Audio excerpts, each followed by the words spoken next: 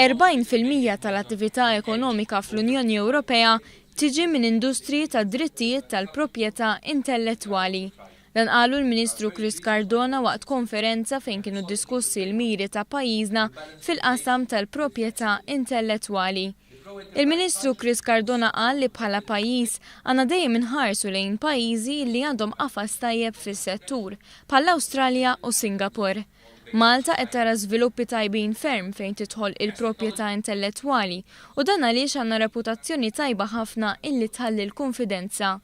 Il-Ministru qal kif il-kodiċi l-ġdid tal-proprjetà intellettwali għandu l-ħsieb li joħloq reġistru elettroniku għal kull forma ta' proprjetà intellettwali fejn kull reġistrazzjoni tista' tiġi mfittxija minn kull pajjiż fid-dinja.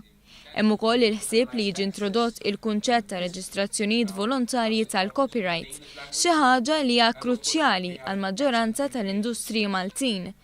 Fil-budget li tħabbar ftit tal-jimilu spikka numru ta' inizjattivi maħsuba għas-sħubija bejn il-Gvern u l-privat.